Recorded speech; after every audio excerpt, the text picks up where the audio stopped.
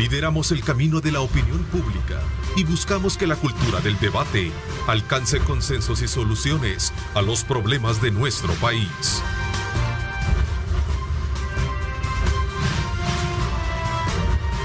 Diálogo con Ernesto López, edición especial. Buenos días, El Salvador. Son las 6 de la mañana, 32 minutos. Qué placer enorme saludarles como siempre. Gracias a todos y cada uno de ustedes por estar pendientes de nuestra señal desde muy tempranas horas de la madrugada para mantenerse bien informado con todos los informes que dan nuestros periodistas y por supuesto la presentación de Luisa Mayoa al frente del noticiero. Así es que desde ya bienvenido, gracias y saludo cordialmente a nuestro panel del día viernes en esta edición especial en la cual hacemos análisis pertinentes políticos, económicos y sociales de los temas vigentes de la semana. Marvin Aguilar con nosotros. ¿Cómo estás, Marvin? Gusto de saludarte. ¿Qué tal, Ernesto? Buenos días, Julio y Walter, un gusto. Y un saludo a la audiencia. Gracias a Julio Valdivieso también que nos acompaña este día, nuestro invitado de hoy, conductor del programa En la Noche de Canal 19, Pulso Ciudadano. Gracias, Julio, por acompañarnos. Gracias, Ernesto. Hoy hicimos una excepción, estaba con dos buenos amigos, que va a ser interesante la discusión que tengamos. Quiero informarles que este día, por razones laborales, Tania Pastor, abogada de la República, no va a acompañarnos, pero sí el próximo viernes estará con nosotros. Tiene una tarea relacionada con su trabajo jurídico, por lo cual pues va a ser difícil, fue difícil podernos acompañar este día, pero les envía muchos saludos a todos. Este día también le doy la más cordial bienvenida como invitado al programa a Walter Raudales, escritor y periodista, y también ya en el pasado has estado dentro del panel del día viernes. Bienvenido. Gracias Ernesto, regreso a este panel con mucha alegría,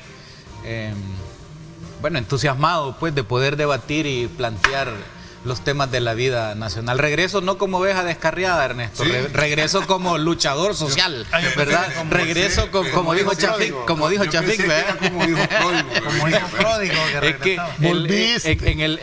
En el discurso de Chafik allá, en el discurso de Chafik en el castillo de Chapultepec dijo así, ¿no? Aquí estamos no como ovejas descarriadas, dijo, sino como luchadores sociales. Así que yo regreso al panel no como oveja descarriada, sino como luchador social y periodista. Gracias. Aquí estamos. Salió el anuncio aquel, volvió aquel. Con mucha alegría. Sin duda alguna, bienvenido. Sin duda alguna vamos a tener una discusión abierta, un debate muy importante. Ustedes son hombres de pensamientos y criterios muy amplios, cada quien desde su punto de vista para poder examinar y leer los acontecimientos de los temas que vamos a tener. Este tema de la reanudación de las audiencias en el caso de la masacre del Mozote, el tema de la captura y la negativa de libertad para militares detenidos por asesinatos de periodistas holandeses hace 40 años, entre otros aspectos, ha venido a acaparar esta semana lo que ha sido el debate en torno a quiénes van, quiénes se quedan, si hay justicia o no hay justicia en este tema. Sin embargo, también creo que es importante colocar sobre la mesa de ustedes sobre esta presentación de un pliego de reformas a la Ley Orgánica Judicial relativas a la competencia contra el crimen organizado que presentó la Corte Suprema de Justicia a la Asamblea Legislativa y particularmente a la Comisión de Legislación y Puntos Constitucionales. Entre otros aspectos, habla de la creación de tribunales para poder de alguna manera desaturar, sería la palabra, los casos que se están ventilando a raíz del régimen de excepción que ha provocado precisamente esto. También que los menores puedan ser juzgados también en su calidad de adultos. Y otros aspectos que están ahí precisamente relacionados con este tema que también se vuelve en su esencia, aunque no es del conocimiento total, pero que es un tema que toca fibras sensibles del derecho, Julio. Bueno, yo creo que el derecho como producto social que es, tiene que responder a una realidad social. Y esto se venía a venir.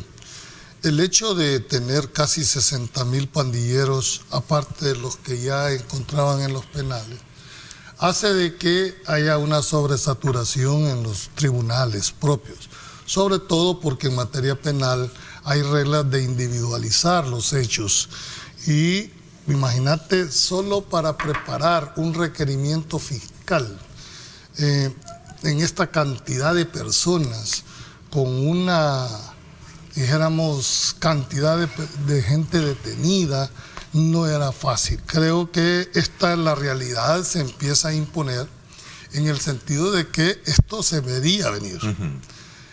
Creo que hay que reconocer la labor que han estado haciendo los jueces, los colaboradores, los propios fiscales. Es decir, solo cuando uno ha estado en los tribunales puede comprender cuál es el alcance. Muchas de esta gente yo creo que no sé a qué horas descansa, porque trabajan hasta fines de semana. No es cierto de que los jueces trabajan solo de lunes a viernes. Y les cayó viernes y sábado, tiene que estar. Esto yo creo que se miraba venir. Todavía está en una discusión a reformas. Sí, solo se han presentado. Solo está presentado, no tengo la profundidad para conocerlo. Mi formación no me permite especular sobre cosas tan elementales y tan delicadas. Sí te puedo decir lo que conocemos en los medios. Creo que esto era de esperarse. Va a salir adelante.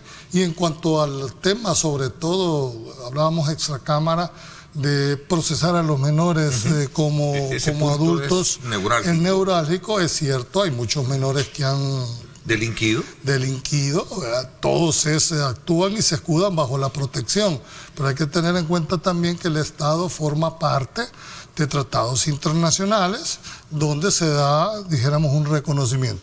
Habrá que hacer una valoración si al final hay una decisión de decirle, bueno, pues los tratados se denuncian.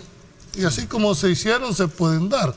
Pero tiene que haber toda una serie de acomodación de la legislación para no caer en un incumplimiento. Estamos hablando de tribunales también inmediatos, ¿verdad? ¿Cómo es que se le llama? Cuando los procesos se hacen rápido. Abreviados. Son procesos abreviados. Ahí hay que tener un poco de cuidado, por lo menos un criterio muy personal.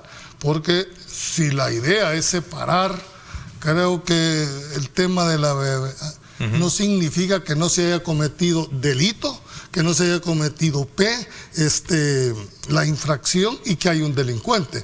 Lo que se está en discusión va a ser el monto de la pena producto de la confesión del imputado. Son 11 tribunales, Julio. Sí. Para hacer juicios abreviados. Sí, 11 tribunales de crimen organizado, así se le llama. Le van a dar una connotación de especialidad para... Jueces especiales, esa era la palabra que estaba buscando. Sobre este tema, bueno, es bastante reciente, hay que estudiarlo más a profundidad, pero a mí se me vienen tres cosas. Bueno, primero, analizar que yo creo que el estado de excepción va para afuera, poco a poco, y que el gobierno, el ejecutivo, está como preparando las condiciones para decir, bueno, miren, aquí quedan los tribunales, aquí queda la justicia, vamos a ir bajándoles. Esa es una lectura que hay que hacer.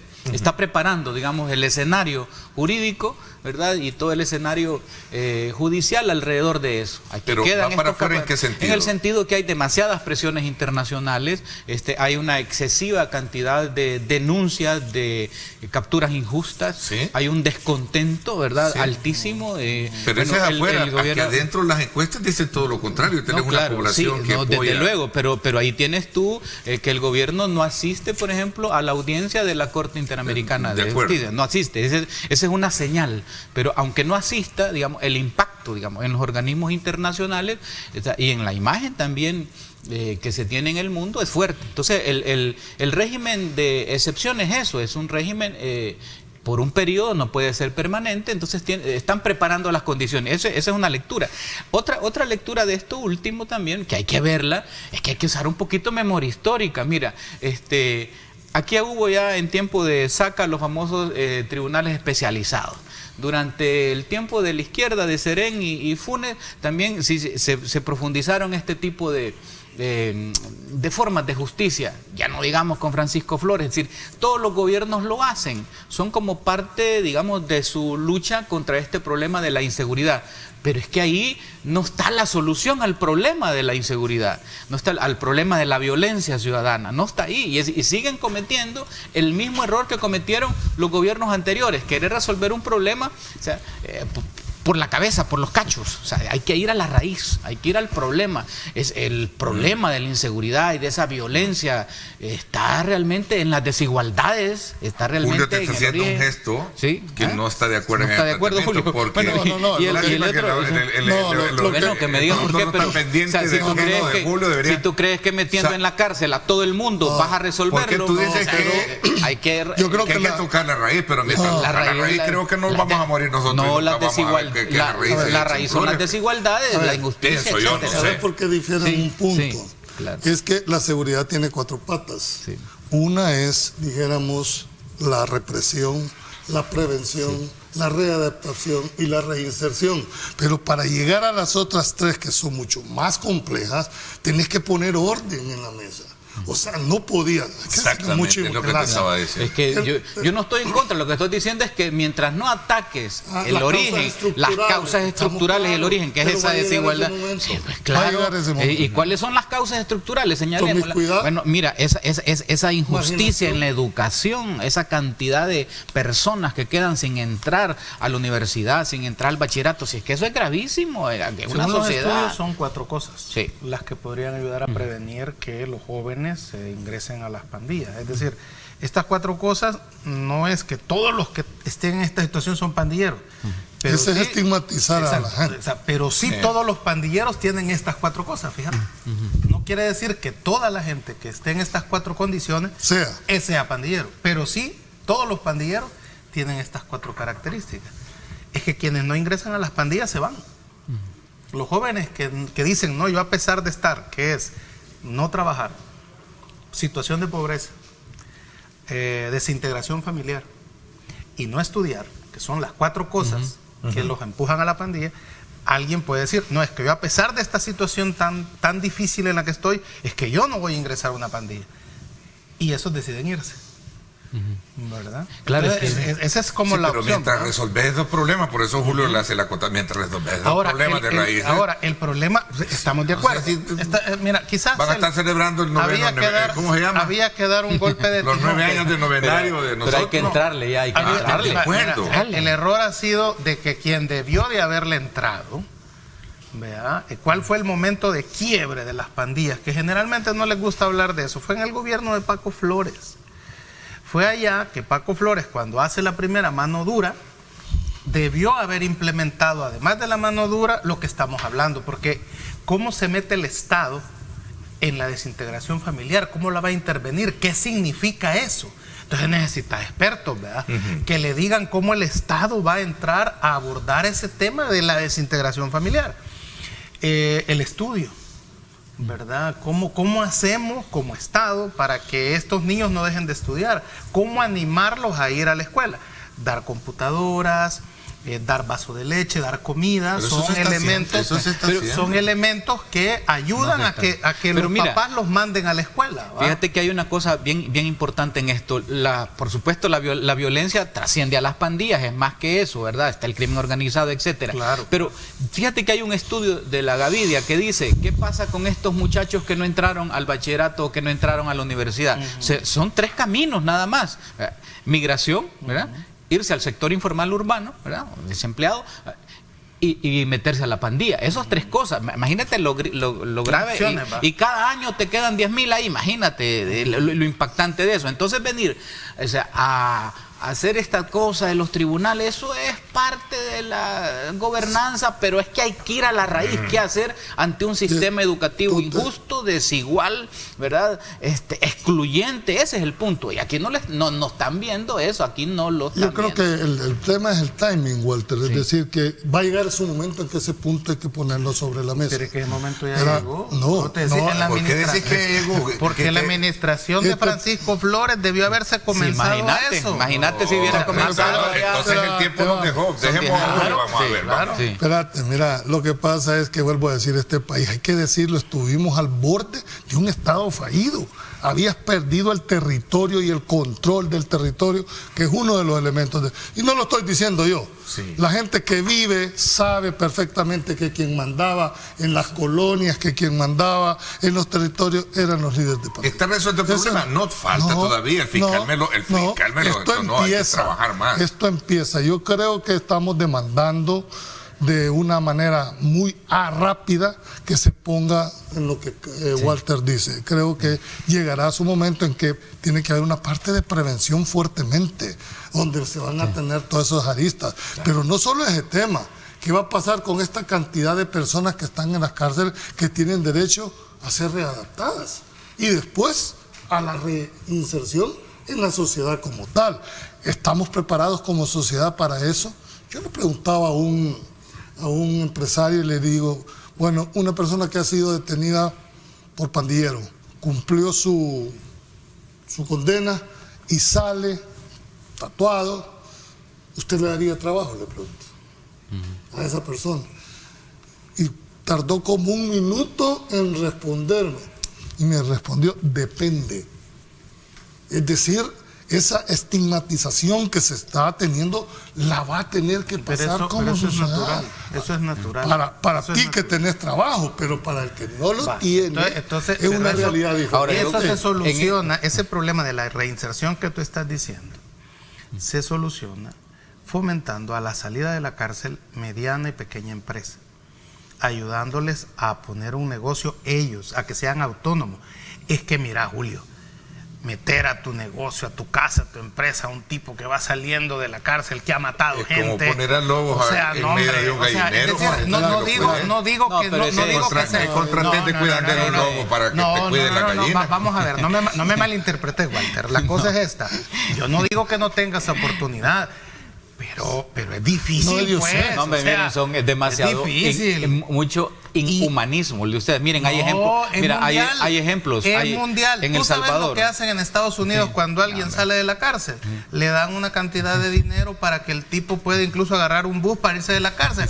Porque hay tipos que nadie los está esperando ahí en la calle. Pero aquí no vas a hablar de Pues sí, aquí los vuelven a agarrar, ¿verdad? Hombre, menos mal que sos humanista. No, porque mira, es una realidad. Mira, aquí hay ejemplos. En antropología tenemos claro que hay basura humana, que esa gente nunca va a poder ser rehabilitada. Mira, hay un ejemplo claro que te lo quiero poner yo. Sociedades más desarrolladas tienen la pena de muerte. Hay un ejemplo claro aquí en El Salvador, que es un ejemplo internacional, que es la empresa Indufón.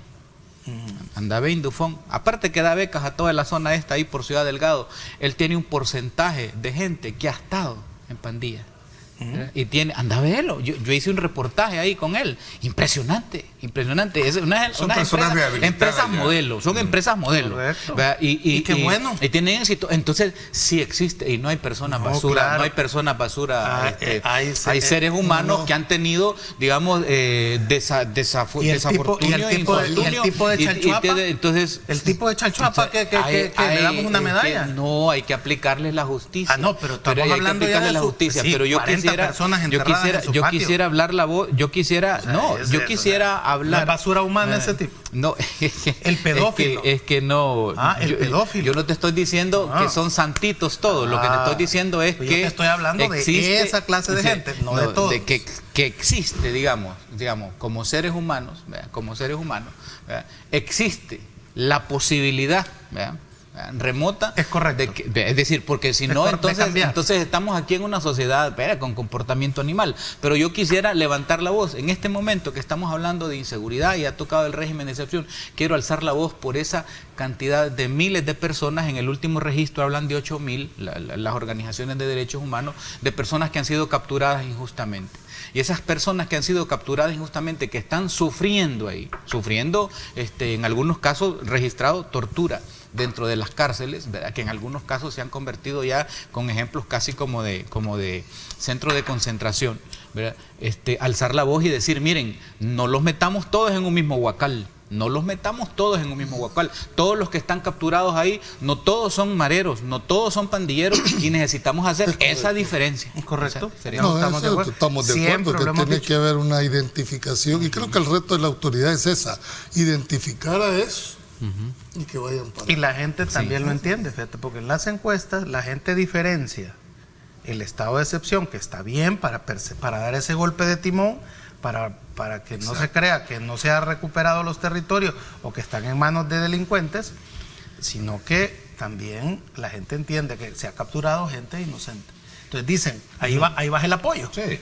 Cuando ya le empezás a decir a la gente... Con el doctor Delgado tuvimos ese tema, sí, se han hecho las experticias necesarias para sacar a Y creo que quizás personas. que lo que se plantea en esta reforma de los tribunales es lo que siempre hemos venido hablando, ¿verdad? Que había que tener un comité técnico, decíamos nosotros, ¿te acuerdas? Que el policía, el soldado en la calle está cumpliendo una orden. Él es bien difícil que diga este no es. Bueno, pero lo llevas a la policía y ahí debe de haber un comité técnico de fiscales, digamos, criminólogos, que digan, no, mire, esta persona, y lo soltás inmediatamente. Pero imagínate lo que acabas de decir, el soldado decide, imagínate, y él no tiene formación de seguridad pública, el soldadito tiene formación de cuilio, y lo agarra. Imagínate la cantidad de injusticia que hay ahí. Walter lo siento, pero es El Salvador. Yo tengo relatos de policías que dicen que los soldados los capturan, se los dan, y va a la patrulla y a las 3 cuadras los sueltan. Y ahorita hay una disputa entre Fuerza Armada y Policía por esa decisión, arbitrariedad, esa es la palabra. Claro. Sí, pero mientras afuera están inconformes con esto, la gente, Marvin lo acaba de confirmar, las encuestas te dan esto de la banca. Sí, pero las últimas hablan de descontento. Ya de cuando ya planteas, ¿verdad? Sí, es decir, no es una valoración política. Las encuestas la gente dice, bueno, mire, está bien que los capture, pero que capture gente inocente no saca gente. Exactamente. Los grupos de tarea conjunto, donde lo que tú haces alusión, viene desde 1996-98. O sea, la Fuerza Armada siempre ha estado en el terreno desde hace 30 años. Lo que la Fuerza Armada no puede hacer es ejercicios de seguridad. Fue desde Cristiani que se saca el ejército en la operación Caminando. Saca el ejército, hace dijéramos, rodea el punto y la policía es la que captura. ¿Por qué razón? Cualquier persona puede capturar en flagrancia, hombre. Ya no digamos una autoridad. Tú lo has dicho en flagrancia, no porque llegas y te caes mal. 24 horas, son 24 horas. Entonces, ¿qué es lo que te estoy dando a entender? Estamos claros que los soldados no están hechos para seguridad, pero estás en un régimen de excepción. Si no estás en la día a día, no estás en una situación normal. En una situación normal, por supuesto que tenés razón. A la policía de hecho, fue una de las reformas en materia constitucional separar los dos. Mira, yo lo que creo que en esta política de seguridad se ha ido mucho por el populismo. Hace falta tomar en cuenta otros organismos, a la academia, a las iglesias, hacer algo integrado con la sociedad. En ese sentido, cuando eso sea así, entonces yo veo, pero más lo veo. Es bien difícil que la academia te avale. Pero más lo veo yo en una lógica esta así populista. Pero es una de las patas. Que la academia Decime una policía en el mundo que no sea represiva. Lo que sucede, Julio, estamos de acuerdo que esto no es Dinamarca. Candidatas de carroza que te andan aventando dulce. Estamos de acuerdo que esto no es Dinamarca y que se necesita esa decisión que el policía y el soldado le han dado una consigna y la cumple en la calle. Por eso tiene que haber personal más técnico a la hora de darle validez a lo que el policía y el soldado ha hecho en la calle. Pero acciones como la del policía, y por eso está bien que se haya sancionado, entiendo que está detenido, el cabo que cometió ese abuso en el estadio de Santana, en el Oscar Quiteño, que me imagino todos aquí hemos visto. Exacto, entonces a él se le detuvo. Tampoco se puede aceptar. Sí, ahí hubo un abuso de autoridad y que se filmó, y que eso también debe de mandar un mensaje a los policías y a los soldados de que no deben de abusar del poder que tienen ellos en la calle. A mí me gustó esa acción directamente de quien haya dado la orden, porque esas son acciones personales, no institucionales. Lo que debe de cuidar la Policía Nacional Civil como producto de los acuerdos de paz, quizás una de las conquistas más grandes que hubo, es que la acción institucional no se vea minada por acciones personales. Bueno, 42 juzgados desaparecen según la propuesta, ¿verdad? ¿Y cómo quedarían los especializados? Tribunales de crimen organizado. Porque ya hay los especializados, Ernesto, son para crimen organizado. ¿Cómo quedarán? A ver, teníamos producción ahí de que la Fiscalía va a poder hacer las consideraciones sobre las penas. ¿Sí? ¿Lo tenemos? Porque ahí, digamos, no, o sea, acordate que se crearon... Podrían reducirse las penas, fíjate, Walter. Pues sí, pero es que el proceso abreviado ya es una figura que existe actualmente. Incluso los jefes de pandilla o cualquier cabecilla puede obtener beneficios procesales el fiscal decidirá si aplica pena mínima o no persecución de su yo estoy en eso totalmente en contra, que se les den a los jefes de pandilla. Debatamos eso. Eso, mira, quienes ordenan, los psicópatas más grandes son ellos, los jefes, porque son los que diseñan, planifican, se sientan a pensar cómo, perdón la palabra, joder a la gente. Ellos son los que pactan con el narcotráfico para trabajar con ellos, para trasladarles la droga por El Salvador, para recibir los desembarques en la costa. O sea, esos tipos jamás deberían de salir de la cárcel, deberían de quedarse ahí lo más posible. Por eso incluso cuando se discute que ha sido liberado un jefe pandillero, me parece que es lo más abominable que se le ha podido hacer. Eso era antes, con el régimen de excepción. No, te estoy hablando del CROC. De eso te estoy hablando. Mira, yo me acuerdo cuando, creo que me invitaste a una entrevista, Ernesto, hablamos de ese tema, cuando los pandilleros quemaron aquel bus en Mexicano, ¿te acordás? ¿Y con qué reacción no Funes al siguiente? Bueno, y el gobierno, una ley antiterrorista, en esa ley que está vigente. Ahí los pandilleros ya son catalogados como terroristas. A ver, pues. hay que decirlo. Es decir, esta reacción jurídica, legal, me parece a mí que es irse por las ramas, hombre. Darle privilegios a estos tipos, no. Por eso te dije que tenemos que ver cómo está redactada, cuál es el alcance de la reforma. En principio solo te puedo decir, estas negociaciones que se llaman de los abreviados es una figura que ya está en el Código Procesal Penal. Pero tenés que confesar. Claro, pues no solo eso, hay una serie de elementos para que proceda y la Fiscalía lo propone, ¿verdad? Y el juez es al final el que va a evaluar si eso se da o no se da. Bueno, en términos concretos, Julio, ¿tú crees que, sin conocerse muy, porque no tenemos mayores elementos, más lo que en medios se conoce de la presentación de este pliego de reforma, hay razón para evitar la sobresaturación? Porque entiendo que ese es el espíritu también, para sacar rápido los procesos. Sí, y está bien. En eso, por razones constitucionales. Ahora, lo de los menores no me dijiste nada tú. No, ¿cómo no? Lo que yo te estoy diciendo es que tienen que evaluar, porque El Salvador es suscriptor de tratados internacionales en donde los menores de edad tienen una protección diferente. Pueden denunciar para evitar la sobresaturación, que saquen a todos los que han capturado injustamente. Ese es un primer paso. Y que la Fiscalía se apoye con alguna comisión, digamos, de garantes, de garantía, y que saquen, si son más de 8,000 personas ahí que están injustamente, que vayan para afuera. Tenía una capacidad de 16,000 reos. Pero ese dato de 8,000, ¿de dónde lo sacas? Lo acaba de publicar recientemente en los medios. Todos los organismos de todos se unieron. Se unieron todos los organismos. Yo no sé cuál yo lo vi publicado, creo que lo ando. No sé cuál es tu fuente de información. Mi fuente son los organismos de derechos humanos. Los derechos humanos. Entiendo que son como 900 o 1,100. No hay un dato oficial. Se ha hablado de 3,000 a 4,000. De 3,000 a 4,000, entre lo que dijo el ex procurador y lo que manejan algunas organizaciones, que es lo que yo he leído. Pero cuando me decís 8,000... Bueno, fue portada y fue nota principal, digamos, en uno de los periódicos. Yo la tenía cortada, donde suman todas las denuncias que tiene IDUCA, que tiene FESPAD, que tiene Cristosal, que tiene todos los organismos. Hay otro que se llama Azul Originario. No sé, pero la gente va. Imagínate los que no van. Imagínate los que no van también. Entonces, eso es un alto número. Entonces, con eso que lo enfrenten, y además darían una buena señal, un buen mensaje a la población, ¿verdad? Es correcto, correcto. Eso creo yo. Yo te preguntaba la cifra, la fuente, no porque lo dudes, sino que para ir a leer, digamos, y también en la audiencia, en la audiencia demasiado. Si vos sacás el porcentaje de 60,000, 8,000 que está planteando Walter, estás hablando el 8%. Más, casi el 10% de lo que se debería de... Lo cual sí es grave. Lo cual sí lo vamos a buscar por acá. Ya lo vamos a buscar. Vamos a la pausa y continuamos con más para buscar un poco la conclusión de este tema, que sin duda alguna es bastante prematura, porque se acaba de presentar este pliego de reformas a la comisión. Y lo de los menores. ¿Quieres hablar todavía y lo de los militares también quedó. ¿Quieres hablar del tema de los militares, no? Veo que... ¿O de quién quieres hablar?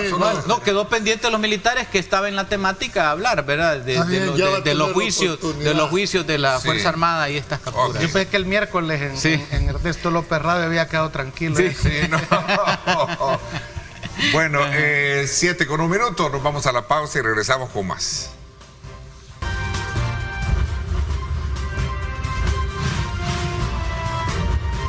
Diálogo con Ernesto López, edición especial.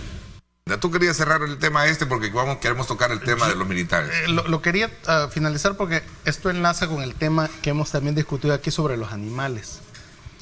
Mira, ¿animales como especie o los animales? Lo de la ley de bienestar animal. El hecho de juzgar a los menores como adultos en este país donde hay muchos sociópatas y muchos psicópatas, ¿verdad? Es algo que debe de ser considerado. Estoy de acuerdo, Julio, que hay que denunciar los tratados que puedan prohibirnos, digamos, juzgar a menores como adultos, porque hay una ley que en este caso prevalece, que es el tratado sobre los derechos de los menores que no pueden ser juzgados como adultos, que El Salvador ha ratificado y que debería de ser denunciado.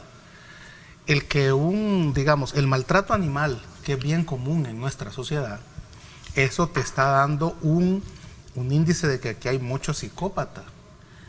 Y eso comienza en la infancia, en la adolescencia. Maltratar animales es el primer paso para que después maltrates seres humanos, ¿verdad? Entonces, eso, es decir, hay menores de edad que para entrar a la pandilla tienen que asesinar a alguien.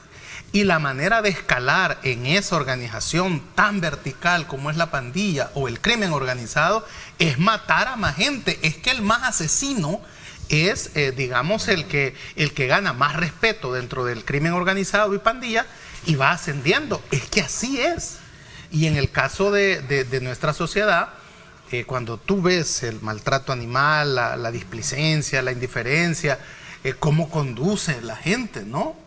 Si por ejemplo, el motorista que ha hecho el accidente de ayer en la mañana tiene 24 años, ¿verdad? O sea, es alguien joven. Entonces, y ya mató a una persona. Dos.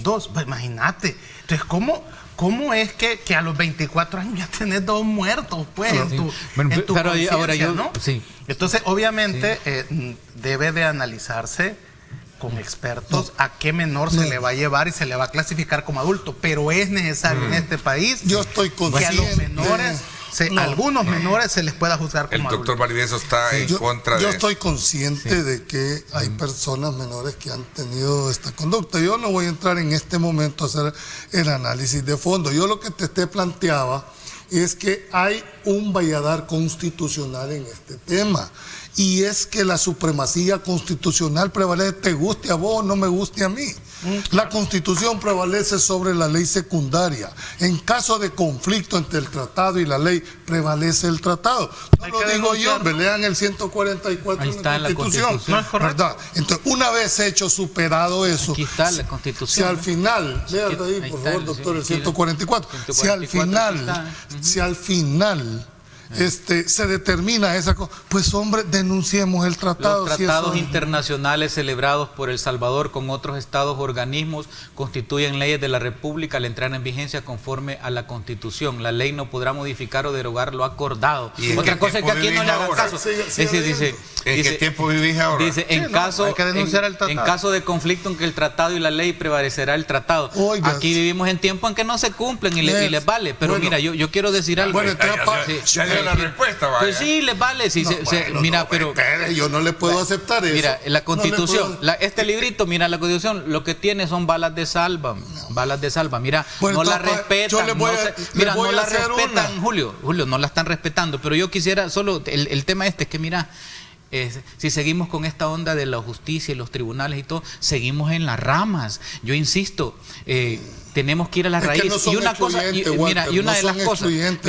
una de las cosas fundamentales aquí que todo el mundo lo ha olvidado, que es la promoción de las inversiones para generar empleo. Julio. Mira, la gente, tiene que haber una generación de empleo, una promoción de inversiones descentralizada, para que las fábricas lleguen a los municipios, a todos, que salgan. Son acciones que no son excluyentes. Eso es ir a la raíz. Pero no te puedo aceptar que me digas, mira, es que esto no sirve. Entonces, paguemos la luz y vámonos. Ahorita este gobierno no está cumpliendo la Constitución. En Estado de Derecho, Walter. En Estado de Derecho, cuando se destituyó la sala de lo constitucional. Y cuando se han cambiado a todos los jueces. No podemos discutir a fondo. Estamos hablando de eso, Julio. No podemos discutir. Es decir, mientras esta sala no esté declarada inconstitucional por la Asamblea Legislativa, la actual, como no, si la última resolución de la sala destituida fue que no tenía valor esta. De la fecha, no. Sí, pero ese es un tema que lo podemos discutir. ¿Cuál Estado de Derecho si lo han atropellado? Entonces, mira, apaga la luz. No. Si vos me estás diciendo aquí ya no hay nadie, Hay que transformar. Entonces apaguemos la luz. Hay que volver al Estado de Derecho. Hay que volver. Me resisto como abogado a aceptar ese tema. Y si no lo está, denunciémoslo. Claro. Esa es nuestra función. Claro, es lo que estamos haciendo. Hay que restituir la democracia. Denunciar todo. Es decir, si al final aspiramos a vivir en un Estado de Derecho, nosotros, por lo menos este es un llamado a los colegas. Quienes somos en primera línea en decir las cosas como son, los abogados. Voy a resumir esto porque vamos a hablar del tema de... Sí, porque veo que lo estás evadiendo. En conclusión, Julio, ¿las reformas las consideras positivas? Claro. Tendría que... Además, por razones constitucionales, quien le da iniciativa de ley es la Corte Suprema de Justicia. Y eso hace de alguna manera ver cuál es el alcance. No te puedo decir, no la conozco a profundidad, sería irresponsable de mi parte emitir un juicio de valor. Con lo que ha dicho los medios, me hace presumir que la finalidad que se tiene es la agilidad en los procesos que están al borde de eso. Conclusión de ese tema. ¿Estás de acuerdo en esto? Sí, obviamente esto tiene mucho que ver, coincido con ese escenario, Walter, que decía que es posible que estemos ya en el principio del fin del estado de excepción. Sí, están preparando. Y hay que dejar ya que sea el... Porque consideras que ya está resuelto el problema. No, el problema del... lo que sucede es por la presión misma que decía él. Es insostenible. Nunca pero todo... si la gente aquí te lo está avalando, tú mismo lo has dicho. Sí, claro, pero es que nunca algo pasa por una sola cosa, es la suma de muchas cosas. De acuerdo. Entonces, lo que sucede es que el sistema está saturado. Sí. Ya no lo puedes. Entonces, una manera ya no puedes seguir metiendo más gente al sistema. No vas a empezar a detener a todo el mundo. Y no están diciendo que hay que terminar el régimen de excepción. Pues. No, por eso. Ahora que estás diciendo con tu misma tesis. No, que lo termine el órgano judicial. Así es. Que ellos vayan sacando a la gente que haya que sacar y dejando a los que ese es el control constitucional. Eso es lo a los jueces les toca. Exactamente. A los jueces les toca. Yo insisto que estas cosas judiciales... Vamos a tu resumen. Mi resumen es que todas estas, digamos, acciones judiciales es irse por la rama. Que para mí el problema es que hay que ir a la raíz en la seguridad. Esa es tu tesis. Sí. Que también es cierto. ¿Sí? También es cierto. Debería de encontrarse... No son excluyentes las acciones, eso es lo que estoy tratando de decir. Hay una prioridad. Mi tesis es que hay que poner orden, había que golpear el tablero para poner orden en la mesa. Más claro no le puede cantar al gallo. Tú no planteas eso. Tú dices que hay que irse a la raíz, pero cuando te vas a la raíz para que des sus frutos, que ni vos y yo lo vamos a ver. Hay que llevar ambas cosas a la en términos de edad. Fíjate que no. Sí, lo que pasa es que Julio, la tesis tenía que ponerse un orden primero. Tenía que golpearse la mesa. Sí, bueno, es que ahí depende dónde está el huevo y dónde está la gallina, qué es primero. Entonces, ¿qué es primero? El abogado va a defender, por supuesto, eso, ¿no? Pero digamos, si nosotros...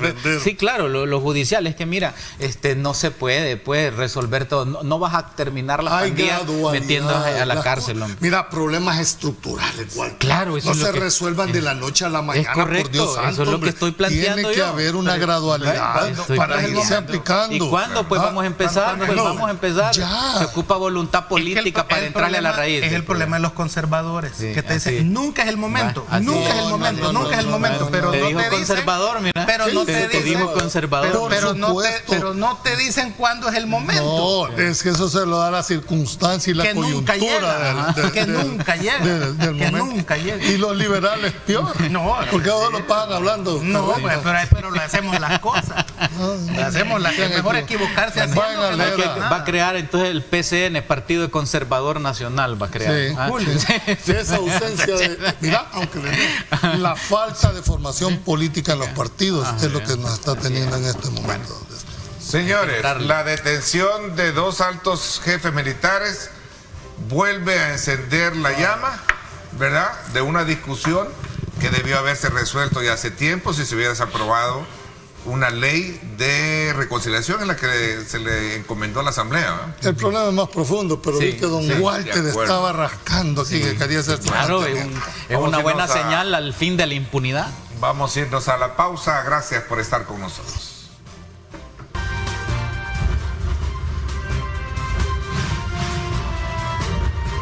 Diálogo con Ernesto López, edición especial.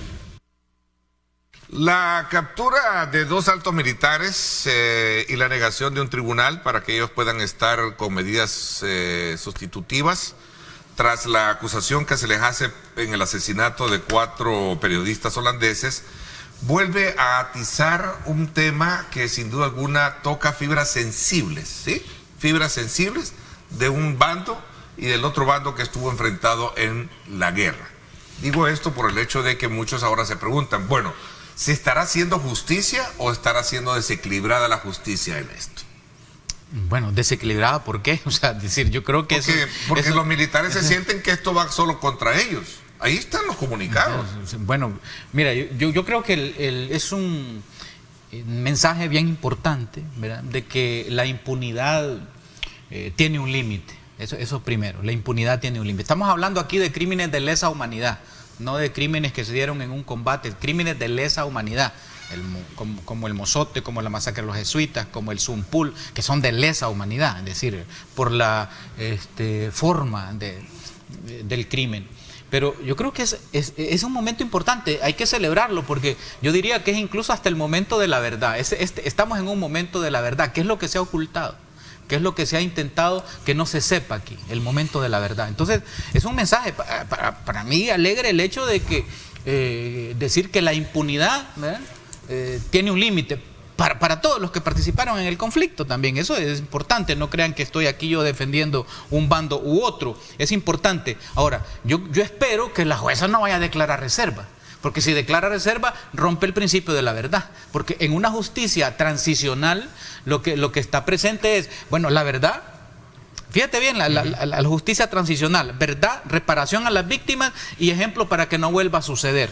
Son esos puntos importantes. Entonces, todos los crímenes de lesa humanidad tienen que pasar tienen que ser juzgados, no pueden quedar así eternamente. Entonces, yo creo que vale la pena distinguir a qué nos estamos refiriendo cuando decimos crímenes de lesa humanidad. Y hay que... yo quiero solo poner un ejemplo.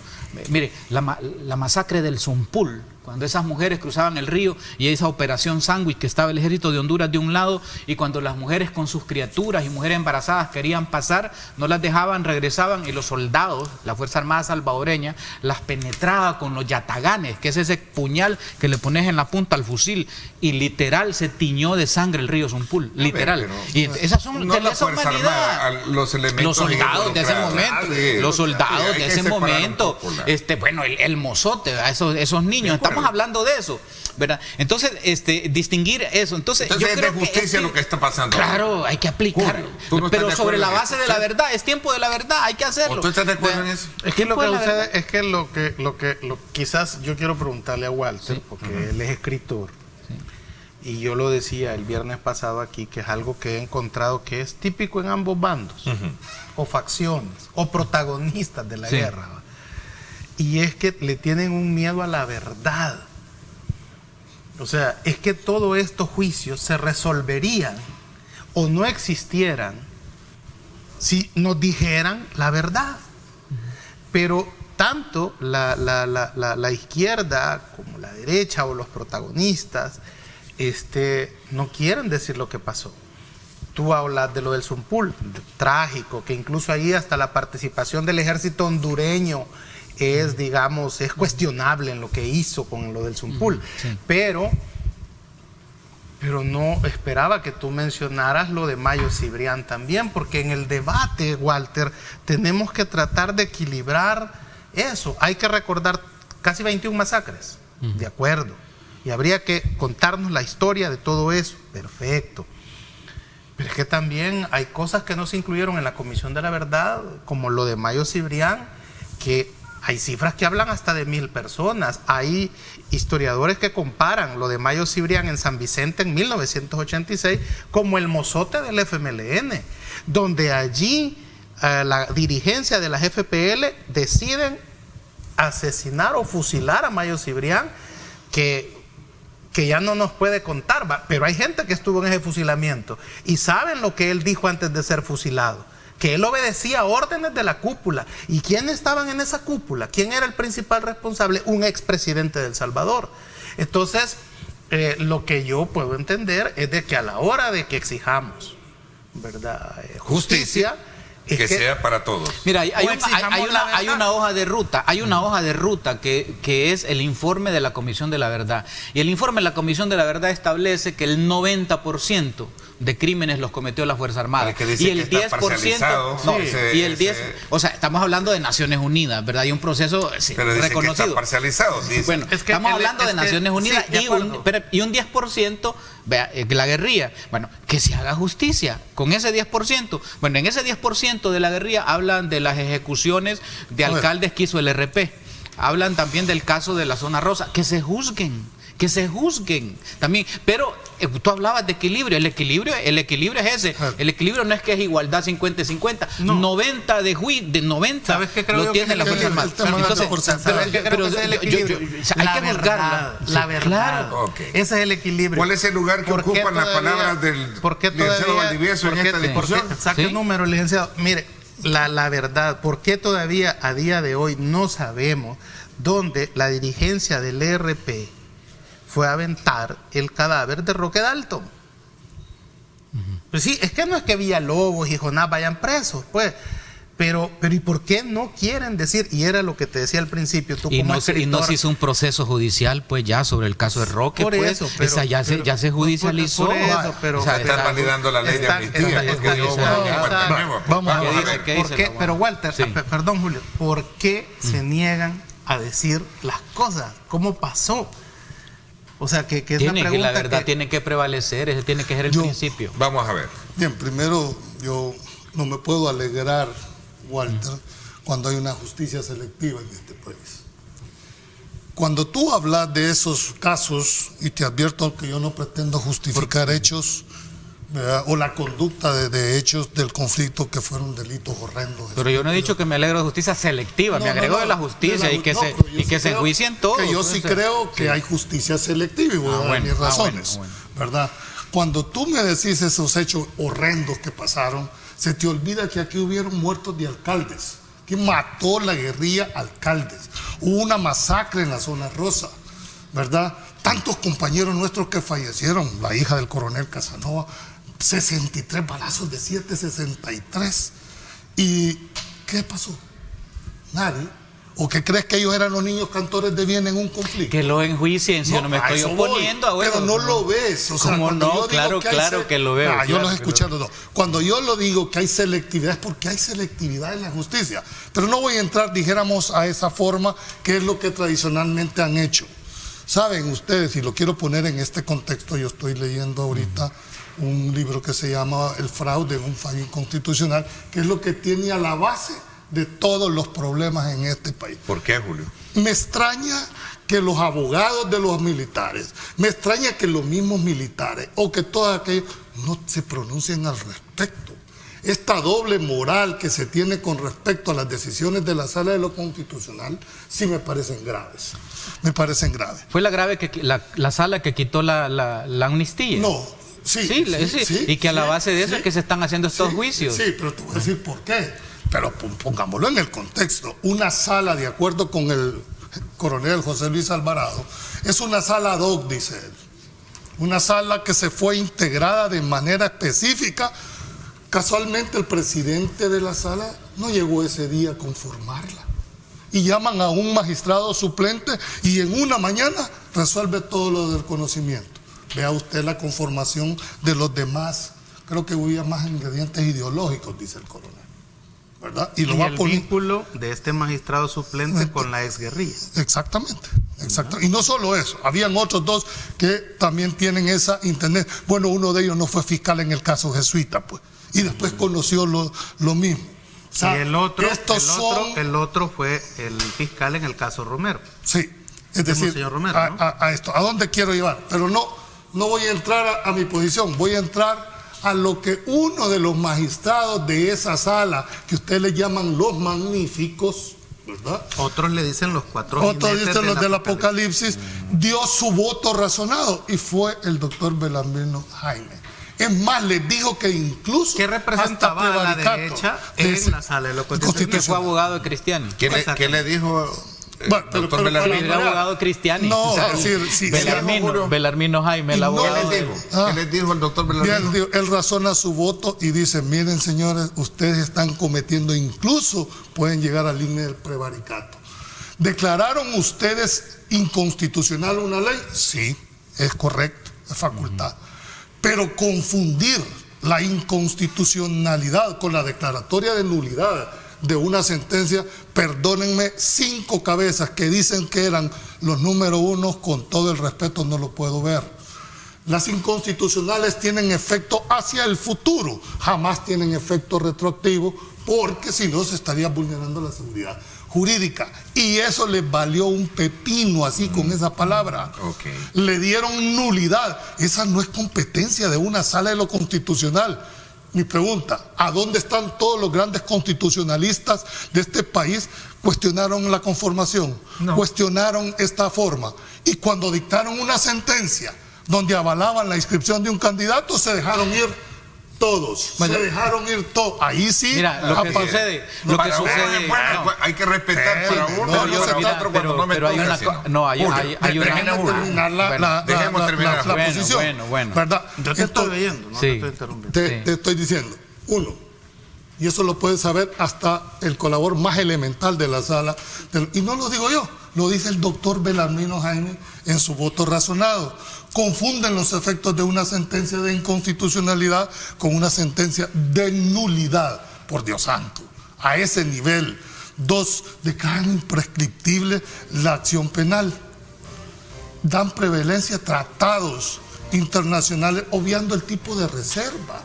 Y finalmente, hay 2 cosas que deben de tener claramente: el doble juzgamiento, un principio constitucional consagrado en la parte dogmática de nuestra Constitución. Y finalmente... ¿A quién se está juzgando doblemente? Bueno, al coronel Benavides. Sí. Es decir, que tomen nota, porque vamos a debatir esto, que termine Julio. Necesito buscaron 2 cosas. Por Dios santo, cuando uno lee esta sentencia y hablan de la reviviscencia, para los que no son abogados, levantaron un muerto al declarar inconstitucional que el efecto inmediato es la expulsión del ordenamiento jurídico, y reviven la ley de reconciliación nacional como efecto de la sentencia. Cuidado. Sí, lo que pasa es que ahí estás defendiendo la ley de amnistía que fue creada por Cristiani. No estoy defendiendo personas, defiendo los principios que establece la Constitución. Mira, muchos de los Te doy la palabra cuando tómense un sorbo de café rico, está riquísimo. Para que los asesinos se arropan en las leyes. De acuerdo, vamos a debatirlo, por favor les dije, tomen nota que entramos ya al debate. Saludos a don Samuel también. Saludos a don Samuel Quirón, su esposa y todo, que hacen un rico café. ¿Vean? Sí. Vamos a la pausa, 7:32. Gracias por estar con nosotros.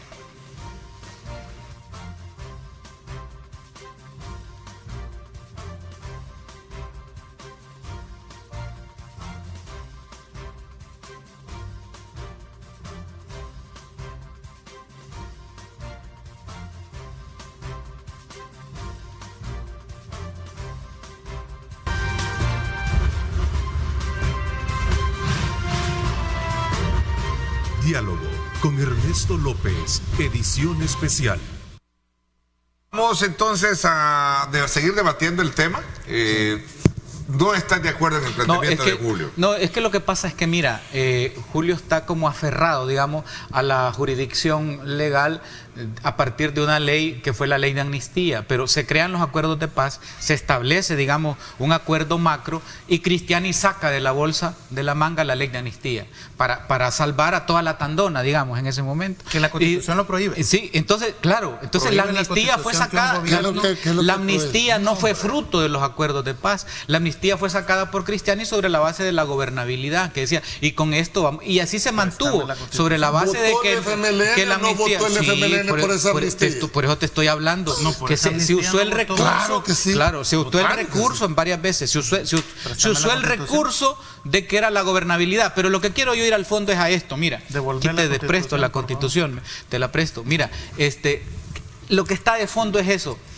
Yo diría que se juzguen todos los crímenes de lesa humanidad, de Fuerza Armada y de guerrilla. Yo no estoy defendiendo a nadie, fíjate que me quede claro eso.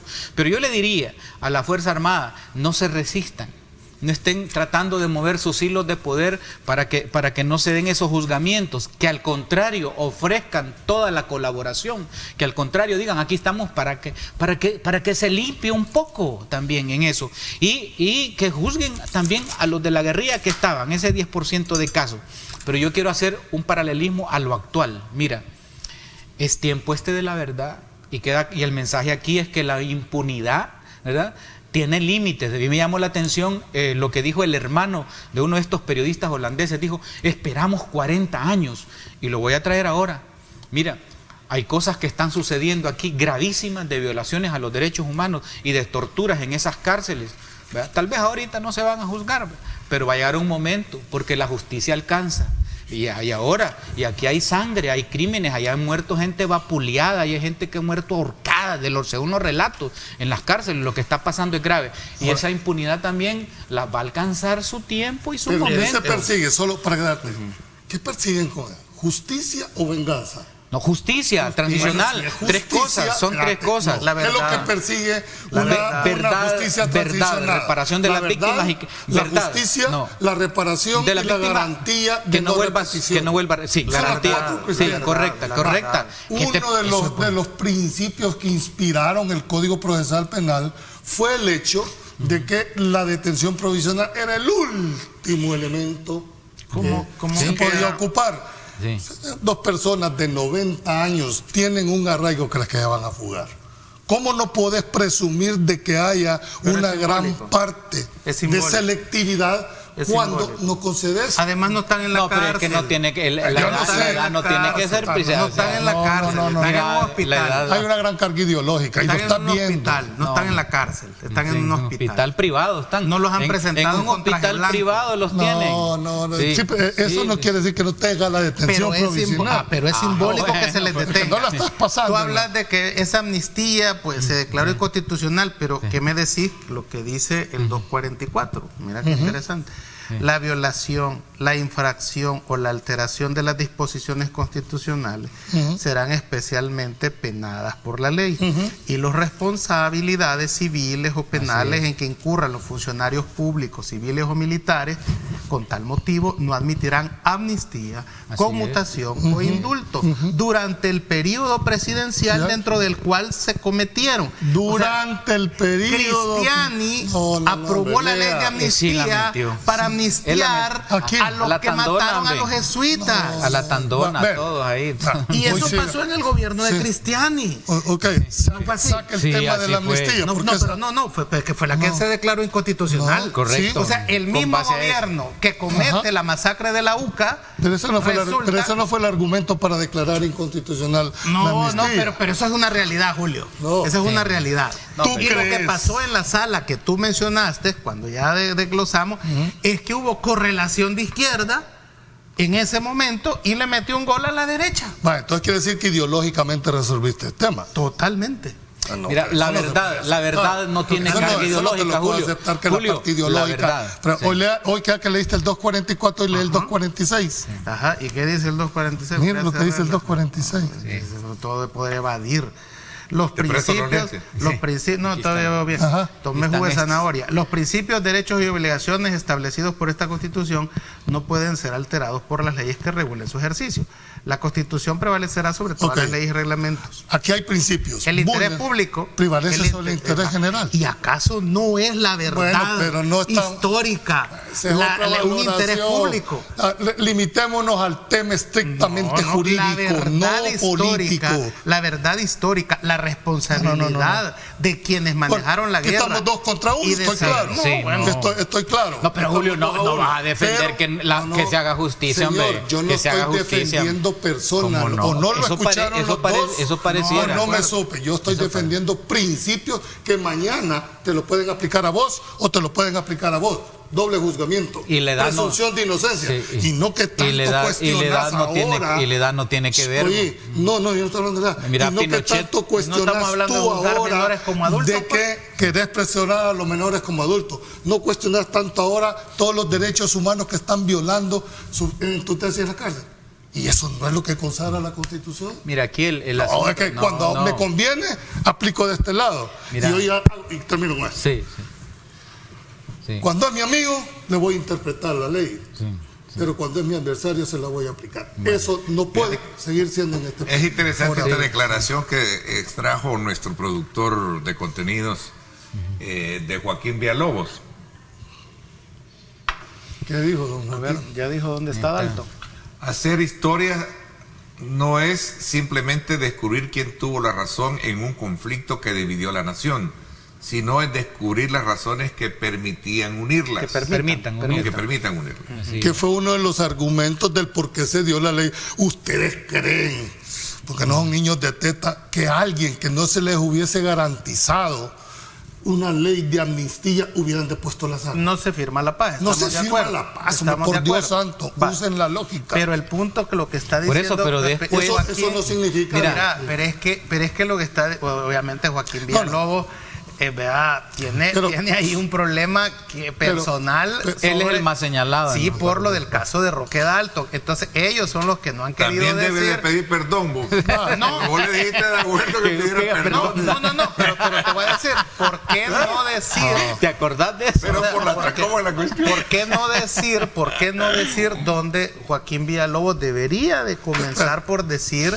Y eso no genera división en el país. Pero yo solo quiero terminar mi función. Dejaron el cadáver de Roque Dalton y de Pancho, porque ahí los dejaron a los dos tirados, al otro amigo ahí, al Chapín.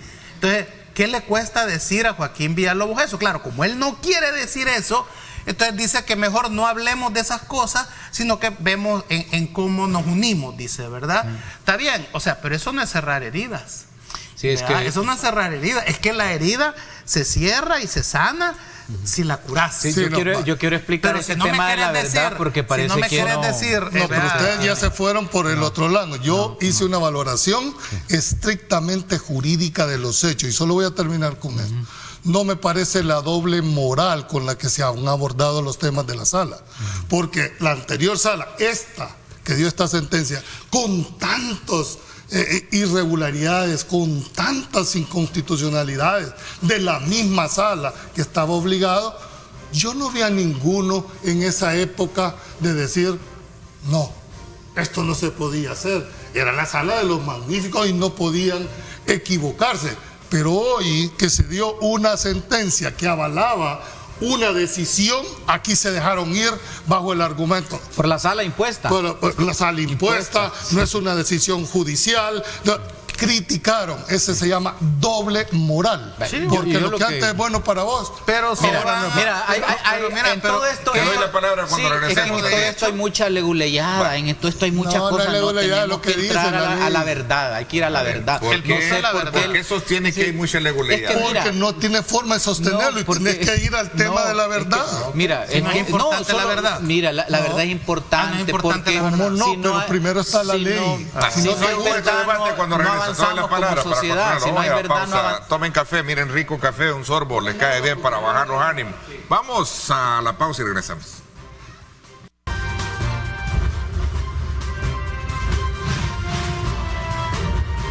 Diálogo con Ernesto López, edición especial. Gracias, te doy la palabra. Pero primero quiero aclarar que yo no estoy aquí diciendo de que no se juzguen los casos de la guerrilla, que se juzguen. Lo que dije es que hay un 10% y la Fuerza Armada un 90%, pero que se juzguen, sea quien sea, que se juzguen. ¿Por qué? Porque es importante la verdad. Yo no sé por qué le temen a la verdad. Fíjate que la Comisión de la Verdad de Sudáfrica, es interesante el proceso allá, porque en Sudáfrica había un proceso interesante. Los que habían cometido masacres y crímenes de lesa humanidad, eso de reprimir y disparar a las marchas en la lucha por el apartheid, estos militares eran llevados como un teatro, un cine, digamos, y enfrente la familia de los que habían asesinado, y se subía el militar al podio y él decía la verdad: pasó esto, este me dio la orden, se hizo esto. Las víctimas, los dolientes, subían al escenario y lo abrazaban, entonces lo perdonaban. Eso sobre la base de la verdad. Entonces no había juicio penal. O sea, si el militar se resistía a subir al podio y decir la verdad y no había ese perdón, entonces lo enjuiciaban penalmente. Mira qué maravilloso, ¿verdad? Pero aquí yo no sé por qué le temen a la verdad y están apelando a los 90 años. Bueno, mira Pinochet cómo fue juzgado, es que no tiene nada que ver la edad. Bueno, miren, ahora estamos en unos tiempos donde la sociedad ha avanzado tanto con esto de las tecnologías que ya no hay crimen que quede oculto. Mira a Trump, ya lo están juzgando también por la cuestión de eso del Congreso. Es decir, hay que hacer los juicios que tengan que hacer para que crezcamos como sociedad y entremos a una justicia transicional donde no haya repetición, donde no haya que no vuelvan a haber crímenes de lesa humanidad, por Dios santo. Había una orden hacia la Asamblea Legislativa de que hicieran una ley de justicia transicional. Claro, donde se pueden incorporar lo que vos estás planteando. Tenemos que avanzar como sociedad, no podemos estar, mira, venimos aquí de tantas crueldades. Pero esa es la valoración un arzobispo asesinado con un balazo en plena misa, o sacerdotes, gente sacada, o sea, gente asesinada, esos niños que metieron en esa capilla ahí en Arcatao también, o en esa zona ahí del Mozote, es la terrible. Zona rosa, te mataste gente inocente que no tenía ni arte ni parte. Bueno, no me digas de que los otros eran los niños cantores mataron a la guerrilla, mató alcaldes también, es decir, pregúntale a los familiares de los alcaldes, pregúntale a los familiares de la zona rosa. He dicho que hay que juzgarlo, Julio. Lo que sí es que si queremos crecer como país, tenemos que crecer en verdad. Si no crecemos en verdad, claro, de eso se trata. Si no crecemos en verdad. 17 alcaldes, 13 sacerdotes, 4 no. Lo que sucede es esto. Creo que el problema con la verdad, el problema con la verdad, de decir la verdad, es quién tiene la culpa, es decir, quién pegó primero. ¿Y la verdad de quién? Exactamente. Entonces, el punto es, fíjate que cuando tú hablas por ejemplo, con los protagonistas de la guerra del lado de la derecha, incluso yo te lo he escuchado a ti decir, que lo que hizo la Fuerza Armada fue defender al país de una agresión comunista, por ejemplo, ¿no? ¿Y era o no era cierto? El problema es que ahí estás obviando los fraudes electorales que llevaron a esa es una valoración política. La Fuerza Armada es institucional. ¿Y quién hacía el fraude? Pues no. ¿Cuál? Pues sí, los fraudes electorales. No, esa es una valoración por donde estás desviando para eso. No. La Fuerza Armada es una institución legítima. Pero la guerrilla nació espontáneamente. Un día dijeron un grupo de locos, ahí vamos a hacer una guerrilla porque no nos gusta el clima. El nacimiento del grupo armado tiene otras causas, la falta de cerrazón y la falta de espacios políticos, exclusión. Esa es otra cosa. ¿Por qué no resolvieron ese problema antes? Bueno, pregúntale a los que no lo resolvieron. No lo resolvieron. Entonces, como los conservadores siempre negándose a resolver el problema porque no lo vieron venir. Cuando les conviene, ¿qué tuvo que hacer la juventud militar? Dar un golpe de Estado en 1970. La abolición de la ley de amnistía vino a espantar el panal de nuevo. Pero está bien. Entonces, ese es el punto. Pero está bien, porque ese es el punto. Y mira, y es tan complejo todo esto porque hablan de la gobernabilidad, pero si tú se fijas, en tiempo de Funes y en tiempo de Serén, acuérdate cuando había orden de captura que se fueron a refugiar los militares, en tiempo de Funes, estuvieron ahí en un cuartel y no los entregó Funes. Mira, imagínate la izquierda, entonces porque hablaban de gobernabilidad. Hay doble moral en eso también. Totalmente. Totalmente. Hay doble moral en el abordaje. Lo que sucede es pero mi posición es que eso se termina y se acaba. Y ojalá la jueza mantenga esto y no declare reserva reserva para saber la verdad, porque lo que están pidiendo los familiares de los periodistas asesinados es la verdad, que fueron asesinados en una emboscada y sabían que eran periodistas, llevaban la identificación y aún así los asesinaron. La otra versión dice que murieron en combate entre la guerrilla y los... No, hay un sobreviviente. No, hay un guía. Hay dos guías. No, hay dos guías. Bueno. Mira, hay dos guías que los llevan a los periodistas. Van en un microbusito. Asesinan a uno de los guías, pero otro sobrevive. Se hace el muerto. Sobrevive. Ese es el testigo, hombre, que está. Ese es el relato que está. ¿Y qué es lo que dice? Nada, fueron detenidos, fueron rodeados, hasta se presentan. No hay nadie pretende justificar la conducta de hechos, dijéramos, del conflicto que fueron mujeres. Nadie. El que cometió delitos de lesa humanidad, que pague y se le aplique la justicia, sea quien sea, Julio. No busquemos ahí salidas jurídicas, hombre. El que cometió crímenes de lesa humanidad, que pague sus crímenes para que crezcamos como sociedad. Este país tiene que dar un avance, este país tiene que dar un paso. Pero cuando te conviene, entonces la sala a mí no me la conviene. número uno, la sala fue la brillantez. El caso del general García, yo no sé, a mí me sorprende, incluso a veces hasta me espanta querer estar defendiendo eso, hombre. Asesinato. Defendiendo asesinato. Estar diciendo ahí de que... Perdóneme, señor, yo he hecho un enfoque estrictamente jurídico y lo sostengo. Una sala que fue hecha ad hoc para resolver un caso específico, con una gran carga ideológica que usted mismo, señor, lo resumió. La correlación de izquierda prevaleció en la sala. Entonces, ¿a dónde? Ahora, y muchas veces no ha prevalecido también en la sala de lo contencioso administrativo, también lo ideológico, para quitarle impuestos a las élites económicas. Y entonces, ¿cuál es la gran crítica ahora que le haces a esta corte? Decir, es que responden a una realidad. Eso se llama doble moral. Esto vino a espantar el panal y aquí hay doble moral. Y sacó a flote la doble moral. O sea, a Pinochet también es ideológico. No, hombre, asesino es asesino y que pague, punto. A Benjamín Cuellar le saqué esta declaración, decía del coronel inocente Orlando Montano, independientemente de su edad, decía, porque tú tocaste de nuevo el tema de la edad, se encuentra en prisión en España, mientras tanto en El Salvador se ha blindado a criminales de uno y otro bando. No, y voy a decir algo. Blindado de uno como el otro bando. Y es que voy a decir algo. Es una injusticia que hayan dejado solo al coronel Benavides respondiendo por un crimen que él no cometió. Pero además, esa decisión como un doble de la masacre de la UCA no la tomó el coronel Benavides. Han traicionado. Y doble juzgamiento porque él ya había sido juzgado, hombre. Y él ha pasado en la cárcel y creo que todavía han traicionado sus compañeros de promoción al coronel Benavides al dejarlo solo. Me extraña, de verdad, me extraña dónde están todos esas... Bueno, que quede el mensaje entonces. La impunidad tiene un límite y se termina. En este caso, 40 años. Pero para los que están ahora, no sé, pero tengan cuidado. Esa es la buena noticia. La buena noticia es la impunidad y la verdad avanzan, caminan. O sea, no se puede andar por el mundo ya en este tiempo así. Tómanse un vaso de agua. Poniéndose encima de la ley, poniéndose encima, digamos, pero de cualquier cosa. Mejor ser más equilibrado en esto, es decir, o todos en la cama. Ya lo dije, ya lo dije. Díganme ustedes, televidentes, ¿han visto ustedes un juicio en contra de las que participaron en los alzados en armas?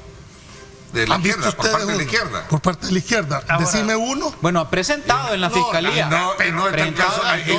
Marvin mencionaba el caso Mayo, que es el más. El caso de Mayo Cibrián. ¿Dónde está la judicialización de eso? ¿Dónde está eso? Porque se mataron a la fiscalía, lo tiene los familiares. Ahí está en la fiscalía. Cuidado, cuando ustedes rompen el panal, van a picar de un lado y van a picar del otro lado. A mí no me preocupa que metan preso a los asesinos ni a los ladrones, porque yo no soy ni ladrón ni asesino. Ni a mí tampoco. Gracias a los tres, que me parece que ha sido un debate de mucha altura, de mucho respeto, mucho contenido. Busca, de alguna manera, nos ayuda precisamente a fortalecer la misión que como programa de opinión periodística tenemos, este servidor y este medio de comunicación, que es la de generar insumos para que nuestro público televidente pueda construir su propia lectura, su propia radiografía, su propia fotografía y su propio pensamiento crítico de los temas, teniendo A y B puntos, contrapuntos, etcétera. Correcto. Gracias, te agradezco muchísimo. Gracias, Julio, por tu visita. Gracias también a ti, Marvin. Por mi parte, esto es todo por hoy. Pásenla bien y como siempre recuerden lo más importante, amar a Dios sobre todas las cosas. Lideramos el camino de la opinión pública y buscamos que la cultura del debate alcance consensos y soluciones a los problemas de nuestro país.